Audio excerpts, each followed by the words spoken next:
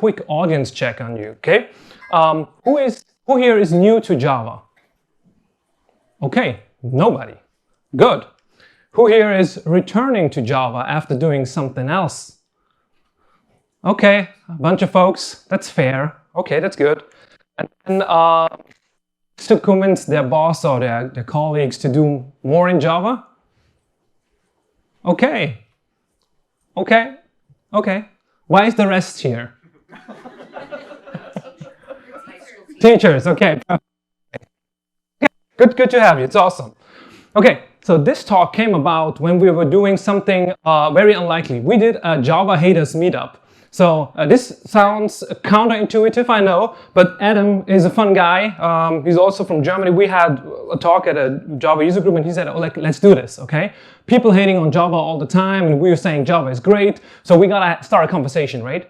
So the conversation was whine about the stuff you don't like about Java. And we let people whine. There were people from PHP and C# and all these communities. Great people. And they complained a lot. So, and we tried to mostly listen. And a few weeks after, we were coming back and showing them how you would solve their challenges, their problems with Java these days. And turns out, most of the things that are not religious could be solved. There's some people that just want to do like something else. You cannot convince them. But if they have a real problem, we could show them that with current Java you can do it. And they were basically stuck in a world like Java 8 or something or before that. And they didn't adapt to the new world. So I wanted to show the new world in this talk with a bunch of content. I'm gonna go really fast because they are very strict with the time here. So I want to pack the most of it for you into this talk. And so that you can understand where I'm coming from, where my experience is from. My name is Richard. I've been doing Java for over 20 years. I run a small software consultancy company focused on Java in Germany. We help people doing Java and in their projects. So if you're interested in that, if you want some help. And also I'm deeply involved in the Java community. I run a Java user group in Oberpfalz, and also I'm one of the co-organizers of the JCon conferences. And we do a JCon Europe in April. So if you want to travel to Europe and have some great conversations, come over and do this. And for 20 years, my mission has also been building tools to make it easier to do Java. And this is the Java swing builder from XDEV. It's called Oak, little homage. And it was what you see is what you get UI builder. We did that for Java Swing, and then things changed, and we did one for JavaFX and now with Vaadin. And so we wanted to make Java more accessible. And Java has a lot of perks. So you get static types, you have this great ecosystem. We will touch on that in a bit. And then you have a bunch of standards that's also very important.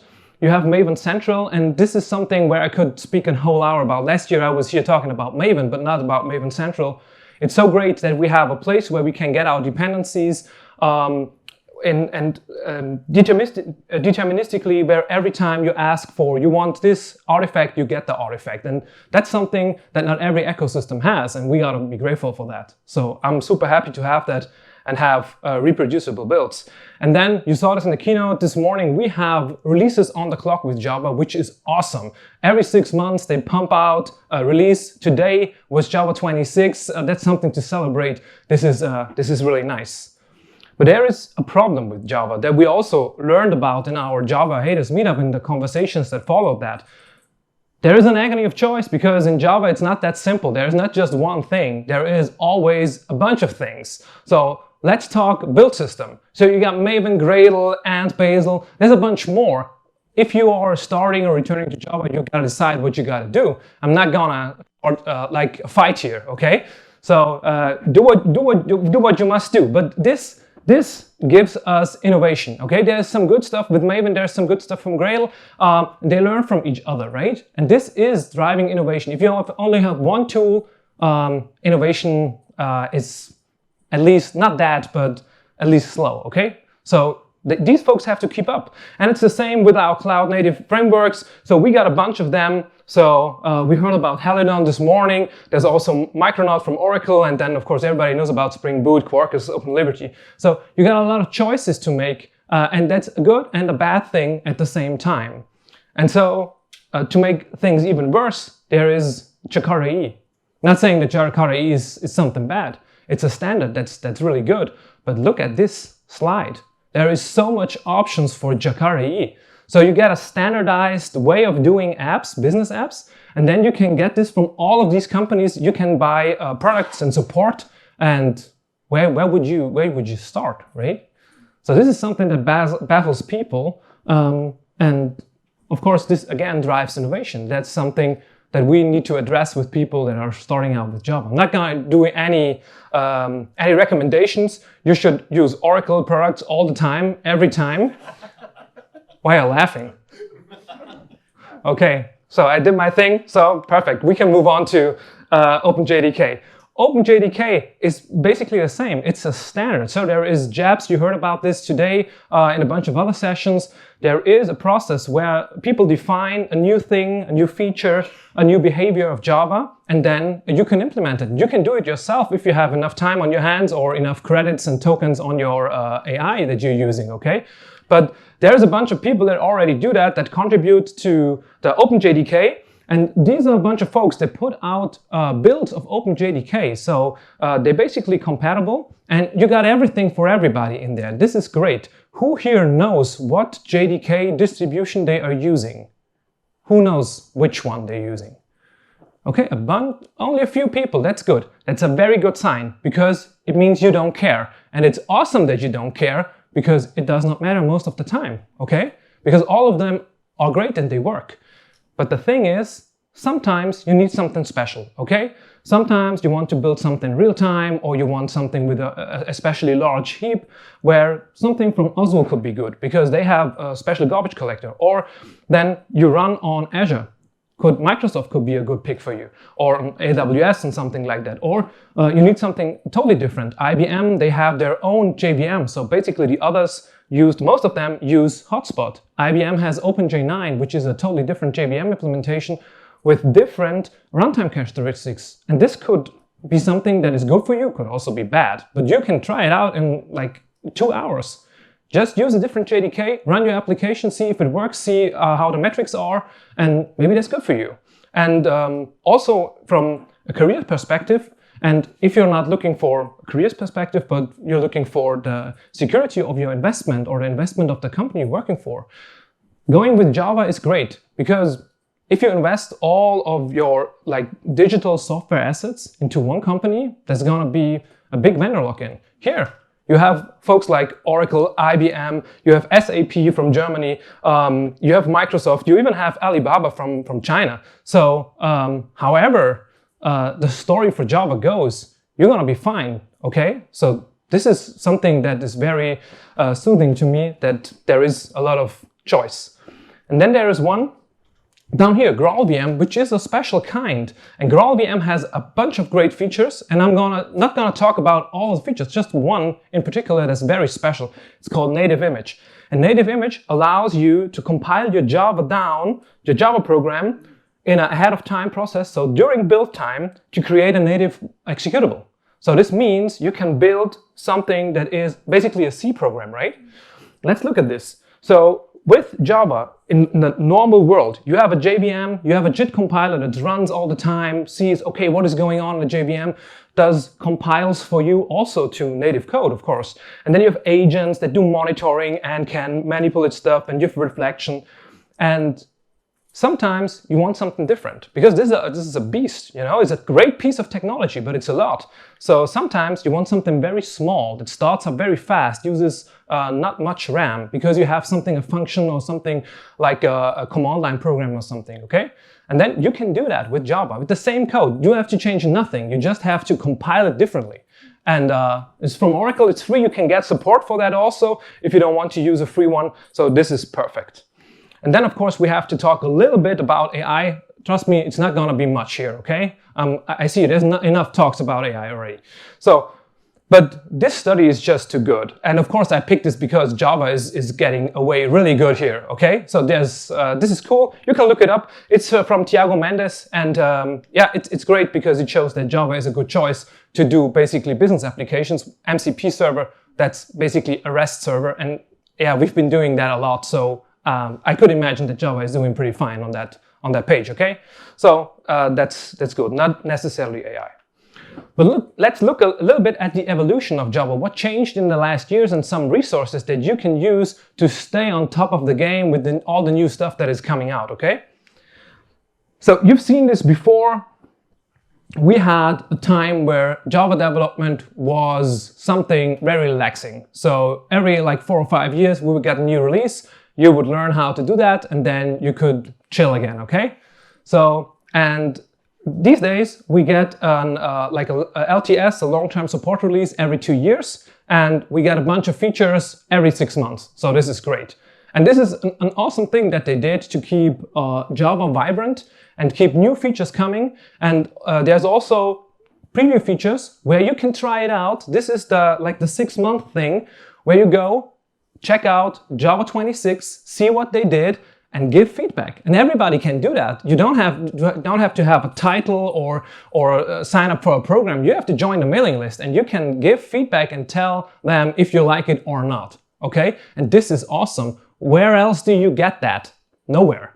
This is awesome. So please do that. Check out Java 26 with your projects, with your programs that you have in production, and tell the people what they need to hear, what you need that your program, your apps run great. Okay? So do that. And don't use Java 26 in production unless you have good support contracts for that, okay? Don't go home from the conference and say there was this dude who said, do Java 26 now, okay? Please don't. Try it out though. So, and this is also something you've seen before, especially for educators. We had a great conversation about that yesterday. We had the Educator Summit here. We were talking about how can we make Java more accessible. And this is like a Java program, Hello World, that we had, and this is the new way to do it. And this is much more accessible. And a lot of people say, yeah, but for my business software, I write this once and I don't even write it because I started with something from my framework. Okay, but this is important for new people to start out with Java, so you don't have to explain all what static and final and string and all these things, string array means, so people can just get started. And also for me, this is really great because you can use that to build nice scripts. Josh Long was making the joke already with the JavaScript, but this is cool because now I can do my bash scripts with Java. And we have Kai Horstman here. He will be giving a hack session today at, I think, 5 or 6 o'clock. You can go to where the lunch was, and he will show you how to do that with Java. So writing small programs that automate stuff for you in Java, like bash scripts. And this is awesome because these scripts, they will run on every machine. And sometimes we have to do that. We have to make a script for like the Windows machines and then for the POSIX-based machines for Mac and Linux and stuff like that. Now you can have one script that's great. And there's one more thing that I want to show you here on the console. When we have a Java 25 Hello World program with this code, we can do something really great. We can run this. And let's see if this works. Okay, it did it. Did you see what I forgot to do? Yeah, nodding okay. I did not compile it. Okay? And that's awesome. Now that's taken care of behind the scenes. So we don't have to compile our Java program. We can just run it. And that also makes it very much more accessible and very, very good for scripts. So I like that very much. Okay. Virtual threads, game changer for me, okay? Who here is on Java 21 or above? Okay, I would say a third of the room. The rest of you got some work to do. Let me show you why you want to put in the work, okay? So, virtual threads make it super easy to create high-performance apps. And I'm a hater of reactive programming. Who here likes reactive programming? Nobody, that's what I figured, okay? And I hated it so much. We had to do it, of course, but I tried not to do it too much because it's hard to debug, hard to understand.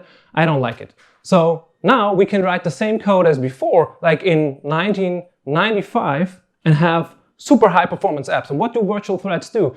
They take all of your blocking access and everything that goes to I/O, let's say to a file, to a log, to a screen, to a network call, databases, also AI calls. If you call something like ChatGPT or something, that's I/O call. And these are these threads are unmounted and can do something else, and you don't have to do it manually. The JVM will take care for you. So this is really, really great. And so these virtual threads are not a silver bullet, but they are very good suited for business applications, because business applications do what they do. They take some user input, they call some web services or something, go to a database. That's what business applications do, right? Maybe not the best choice for a game where you have load on your CPU all the time, but for business applications, virtual threads are a game changer. And the benefits here, the first thing I already talked about, you can program like you did before. It's easier to write and much more easier to understand and debug. And you can separate the technical concerns from your domain logic. And I don't like to have in my domain model all of this mono, flux, whatever you call it in your framework, and those pollute that stuff. I don't want to see that, okay? So that's good. Also, you get rid of a bunch of dependencies because you only use Java now, so there's less attack surface. And then, of course, it's compatible with the existing thread API, and this is the game changer. And this is the true marvel of the Java language that we have. The people here take great pride in making this backwards compatible. And let me show you what that means for you. This is your old code, and this is your new code, okay? And as you can see, it's the same API, same interface. You just call a different method. And again, also with the same with the JDKs, this is something you can do in 2 hours. Okay, and if you're using Spring or Quarkus or whatever framework you have, they have a configuration for that. So you basically change one line, or if you have it in your code, a few lines, and then you run it and you see if it works. And maybe it's 20, maybe it's 30% faster just for doing that. But you need Java 21 for that. That's the reason why I asked about Java 21, okay? You gotta go, we talk about how you can go to Java 21 in a second. But that's something you gotta try out, because it will save you money, because you can run more stuff on the same machine. And if you like the planet, you can also go home and say, I saved the planet, right? Okay? Making this more efficient. That's good. And there's a bunch more of these great features. I cannot talk about all of them. There is great sessions here. You should check them out. There is great stuff coming out all the time. And small book recommendations if you are into books, if you want to have something in your hands and read. Venkat has a great book on it, Cruising Along with Java. And if you are not the book type, you can go to the Java Almanac. And I really love the Java Almanac because it has a great way of representing changes in the Java ecosystem. And what you can do, it has this nice table and it gives you all the Java versions. And on the other side, it has columns for the other versions where you're coming from. Let's say you want to go to Java 25 and you're currently on Java 21, so you would go in that row, click on Java 21, and you get a list of all the changes between these two versions. And that's really cool. And we do stuff with Swing, and so I'm interested in what's going on in Swing, so I'm gonna search there and look for Swing. And as you can see, there is still new stuff going into Swing. I like that, okay? By the way, fun fact, who here works with Swing? Okay, a bunch of people. Yeah, you're my crowd. Okay, that's good. I like that. But also, a bunch of you don't know that you're working with Swing because the JetBrains products, IntelliJ for example, is a Swing product. So this is how good Swing apps can look, okay? So yeah, not saying you're not putting enough effort into your Swing apps, but okay, different story. Okay, let's look at this guy. This one is Bruno Borges. He is a fun guy. I love him. He's working at GitHub, Microsoft, and wearing a JVM cap from Azul, and he's a great contributor to the Java community. And he built this Java Evolved website where you can see differences between the old style of Java and the new style of Java in a very appealing way. So this is a side-by-side comparison where you can see what's going on. So if you're looking into newer feature or what you can change or how you can convince your colleagues that it's time to move up, you want to show them some sweet beauty. You could also say this is maybe ASMR for developers, right? Looking at this, smooth code, that's great. Okay, I love it. There's other great resources. You've got Java Pro IO, which is a great magazine that has great content from people from the Java community that share their experience, what they learned, what's going on in the ecosystem. So if you want to stay up to date, that's a great resource. And the other thing is, of course, dev.java, sorry, and inside.java are the resources here from the DevRel team at Oracle. So if you are want to have your news from the golden source, the golden record, go to here. There is the stuff on here from the Java team here at Oracle. Okay. Okay. Now you got a bunch of resources where you can see what changed and maybe what you want to have in your code base. But a bunch of people, most people here are not on Java 21, and we got to change that. Okay. So let's find out how we can change that without getting kicked out of the boss's office, okay? Because they might say it's expensive. Let's have a look. There is a tool called OpenRewrite. I'm a big fan since this was released. It's a bunch of years in the market, and so basically OpenRewrite gives you the ability to change a bunch of code in a deterministic way. Let me show you an example. So let's say you're on JUnit 4. Which is not the best thing to be on right now. So you could be on JUnit 5 or 6. So, and to make that migration, you have to do a bunch of changes. One of these changes is you have to get these, from this annotation, there's an element here which defines the expected annotation. This has to go because in JUnit 5, that's not there anymore. You've got to take this and put it into Lambda expression, okay? That's just how it is. It's a very simple change, okay? So, and OpenRewrite gives you the ability to, in a nice way, to create a recipe that says, hey, if you encounter an annotation from JUnit 4, do this change for me, okay? And this is deterministically. I'm not talking AI.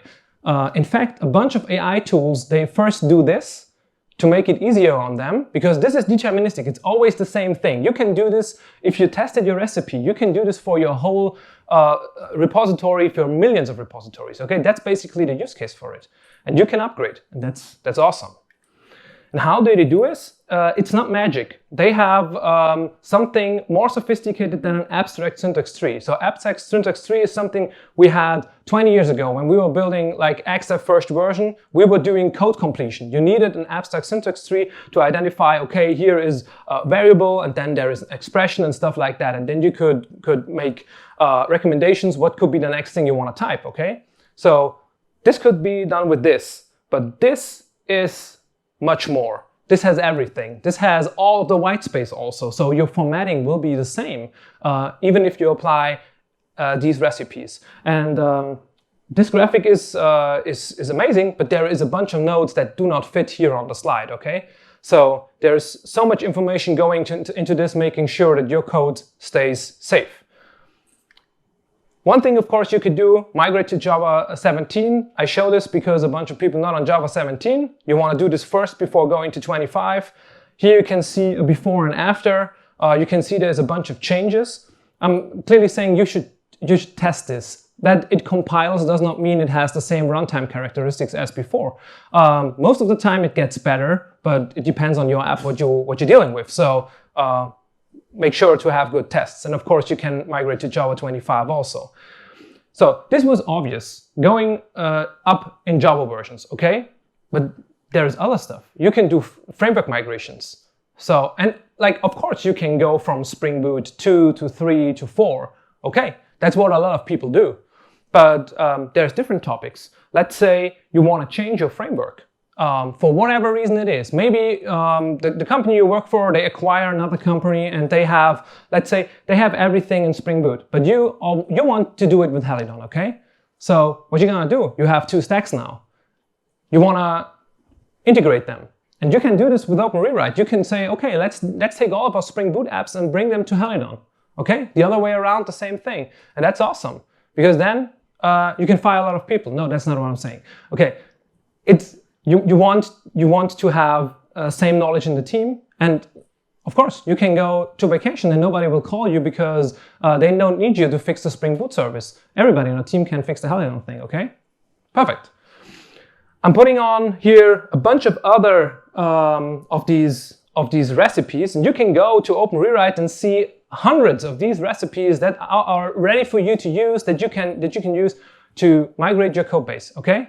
And for me, just reading the list, when I saw it the first time, I had so much ideas what we can do with projects and customers that were very reluctant to upgrading because they had a fear of the cost. And this is something you can easily try out. So what you want to do is you just check out the project, run OpenRewrite. You have Git, right? So you see all the changes that this makes, run the tests and say, hey, we're on a new version now. That's awesome. And then somebody else can decide. And this takes you, let's say, an hour. Okay? This is amazing, right? It's perfect. Okay? Everyone already gotten a promotion yet out of this talk? Okay, send me some Bitcoins. Okay, and of course, we have to talk a little bit about AI, but I will keep it short here.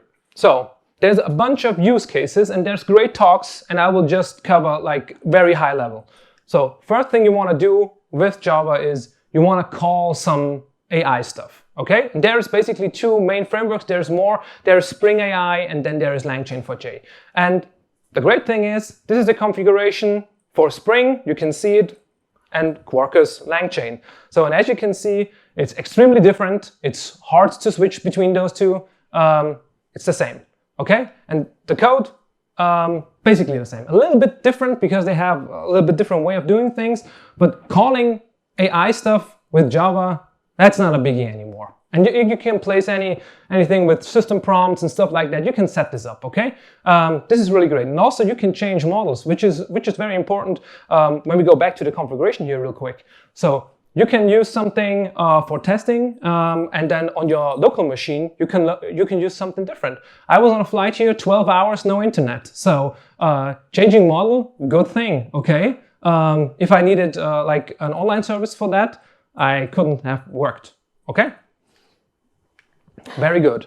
Then there's this other thing, you want not to call AI, but you want to do some AI RAG stuff in your application. There's a great framework called Eclipse Store that allows you to do vector embedding in memory in Java. So this could help. They automate basically what you can do with your entities, your data, and you can do similarity search, and they have an index for these vectors and all that stuff. So if you want to build something in Java, you can do that. So this was RAG, and then of course there's deep nets where you can train your AI, your LLM model with Java. So no Python required. We saw this in the keynote this morning. Awesome stuff. Okay, and there is a talk from Zoran. Look it up. It's Zoran from DeepNets, and he will share all about that. That's amazing stuff. And then last thing is you want to generate code. Okay, you want something like GitHub Copilot or IBM Bob or something like that, and just want your code to be generated for you. Okay. So there's a bunch of tools, and Adam Bean will show why Java is an extremely good platform to do this. And he will show you why this is and what it has to do with standards and specification that we talked in the beginning of this talk. Because AI loves standards where it can look up stuff to create great code, okay? So that's awesome. And what you also need is developer joy. That is something that really made me hate Java in the early days. So early 2000s, I was happily developing with Visual Basics, with the UI builder. This was one of the reasons why I was so interested in working on the XDEV IDE, because it was the same thing. It was a UI builder. What you see is what you get. We didn't have that in Java, okay? And I was super productive with Visual Basic, but Visual Basic had different problems and limitations that Java did not have. And then there was PHP. I love PHP. Doing web stuff in the early 2000s, late 90s, early 2000s, it was awesome. PHP, you would just write it and then you would refresh your browser and it was there. No application servers, servlets or whatever that stuff. No restarting, waiting for the thing to come up. It was great, okay? So, and now we're getting this for Java. And I call this stay in the flow. You want to work on something and just save and you see what's going on. That's awesome. I love this. This is just giving me good vibes when I can see what I do in the browser on my second screen. It's perfect. So therefore you have dev mode and you have frameworks like Vaadin. It's a UI framework, and I will do a session at 4 o'clock in the Hackspace also on Vaadin, where you can see how this works, where we can use pure Java to do web applications, which is awesome. And they have invested a bunch of time in making it a great dev mode, and you can just write an UI, save, and you see the change. It's awesome. And you can do this on your phone, you can do this on your screen. It's amazing. And then you get frameworks like Quarkus and Spring Boot that invest also a ton of money into making you not restart the app, but you want to change something, they will maybe throw away the class loader, do something else. You can read it up on their technical spec pages, so you don't have to wait too much before you see that you made a change in your code. And then there is something special, JetBrains Runtime. This is something that is built into the JetBrains products, but you can go to GitHub and use it yourself. They even have more support for enhanced class redefinition, where you can change even more things that like normal hot swap wouldn't allow you to do. So this is awesome. And then, of course, there is something that we discussed yesterday at the Java Luminary Summit. There is going into a lot of work into Project Latent, ahead of time cache, which makes it faster to start your application. So the best thing would be if Java would start up so fast that you could restart your application every time and like didn't even notice it, okay? And this is something that goes in that direction because it makes the startup of Java much faster. Okay. Good. Let's get to the last part of this presentation, and it's the most important part because it's in the end, right? Okay? So, Shar, my good friend, always says, people first, technology second. And I think that's true. That's the truth, okay? Because you can have the best technology that you want. If people don't use it, you have nothing. And Java is really great because we have the Java communities, really nice folks all around that help, that share, and that's really great. And I want to give you some experience, some learnings that we saw when we do changes in software teams. And one of these changes when we modernize a stack, so we go from an older Java version to a newer one, or we change some technology in there. This can be a burden on developers. And they, like, put yourself in their shoes. They did Java 8 for a long time, they know everything, and then somebody comes around and says, hey, let's do this with virtual threads. And they say, I never heard about virtual threads, okay? Yeah, there's a fear that everything they learned is now obsolete, okay? The good thing is, with Java, most of the stuff you've learned is still there. It's just a bit you need to learn, but you gotta get rid of that fear. And how you can do this is you can give them a safe space. So make sure that the people have a safe space to try out the new stuff.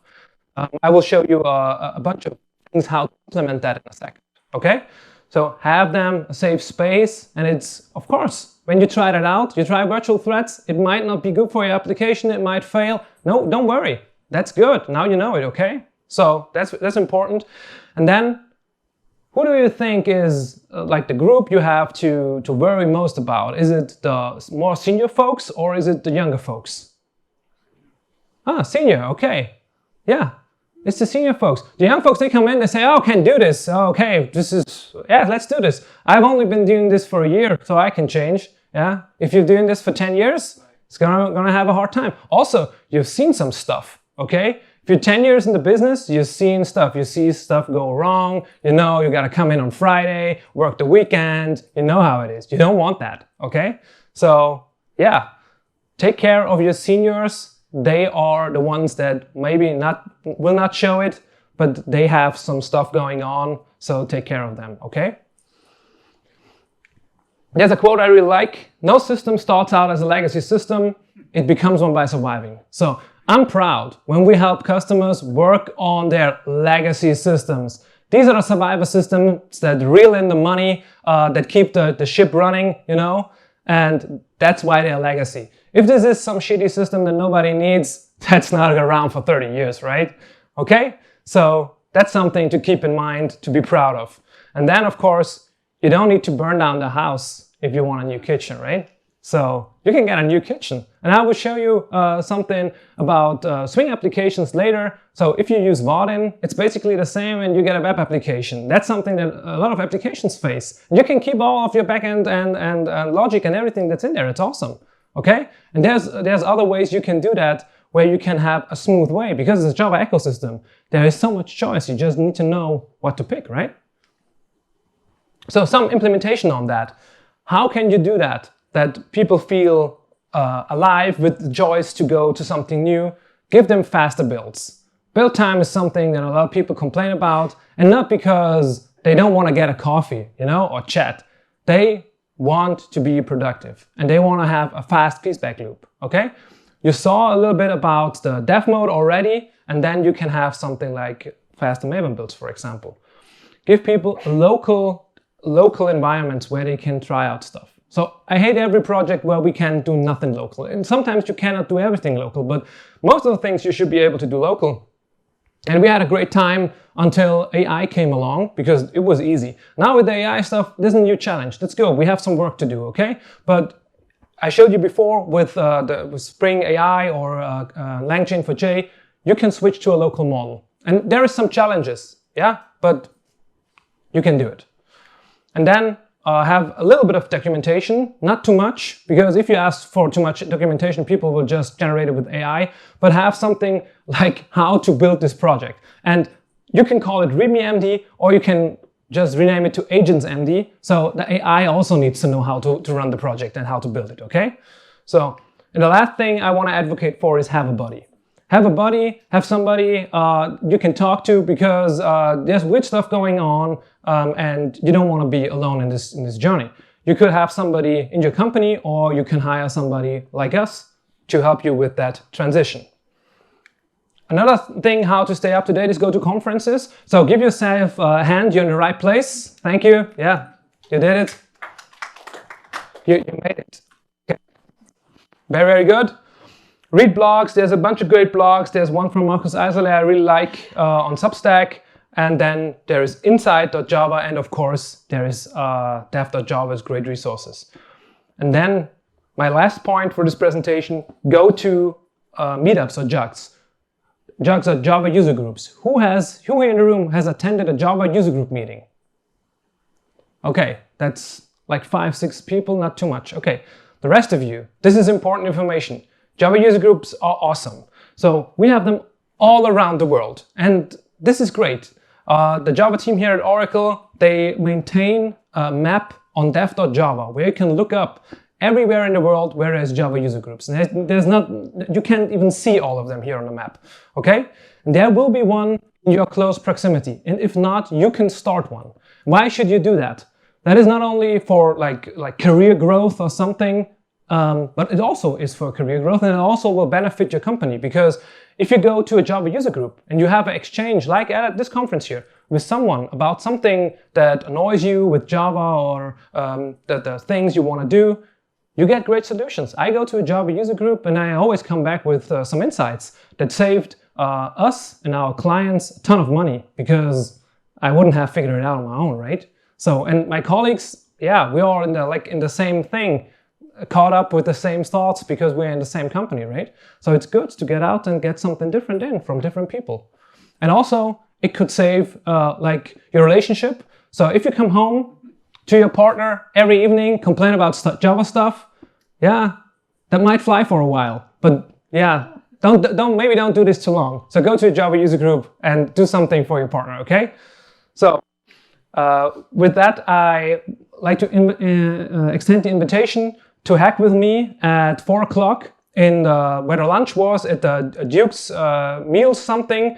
We will do some plain Java. I will show you how to write a Java web application with web UI in a browser and persistence with pure Java. No JavaScript, no CSS, no databases, it's pure Java. So if you know Java, and I think all of you do, you can do this without all the other stuff, and that's really great for me. Okay, and with this we have a few minutes left for questions. Thank you for being here.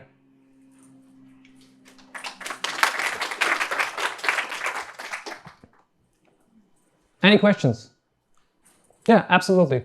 So Crystal was asking about Java user groups and if educators and students are welcome or encouraged to come. Yes, of course. All Java user groups I know encourage people, students, younger folks and educators to come and attend. This is very inclusive. So you can come, say what you do, and people will come to you and talk to you and help you with your journey. So yeah, perfect. Yeah, come.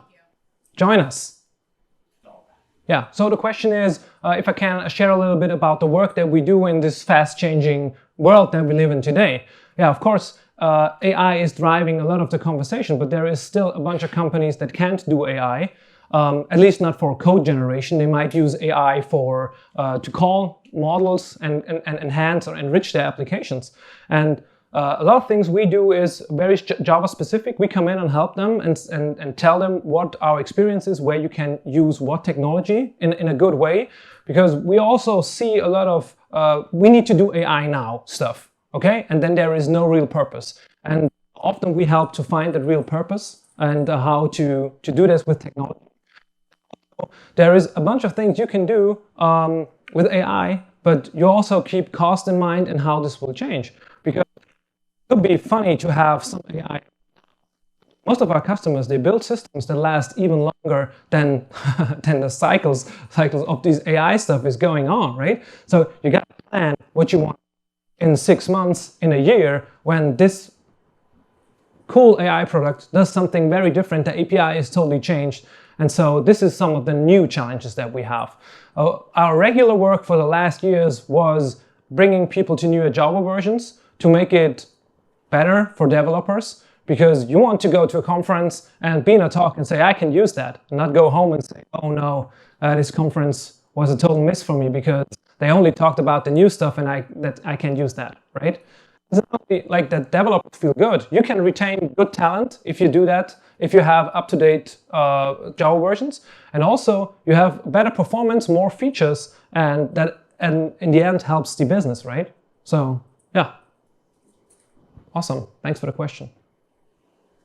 The question was, you've been teaching at a community college and there was a mandate to use Python. Yeah, that's exactly what I'm talking about with these changes to how we can write Java programs. Because I don't think people used Python because they wanted to do AI 10 years back. They wanted something that was easy on the eye and people could understand concepts of programming easily. These days, it's more a hype. And I like these conversations where people say, oh, Python is such a modern language, you know. I think it's a year older than Java, or at least the same age. So yeah, so it's not that modern to do Python, right? And the other thing for me is it should change, because I could see that Java was not so easy to teach, but then I have never seen a business application in production in Python. So like job-wise, if you think I want to make a living from my career, I can't see too much jobs where you can do Python, because not everybody can be a data scientist, right? If you want to build applications and be a software developer, I think Java is a better choice and has a bigger job market. So. Similar to that? Yeah, there was an announcement. The question was about Jupyter notebooks and that Python had a good relationship there. We saw today in the community, in the keynote, that there is some change and there's some things coming out. The other educators in the room, I think they would know better about Jupyter notebooks, right? And Java support. They're excited about it. Yes. Okay. Thank you. Awesome. Okay, we are at the end of the time slot. I thank you for joining the session. I hope you have a lot of fun. If you have any questions, please feel free to come up and join me at 4 o'clock in Duke Meals. Thank you.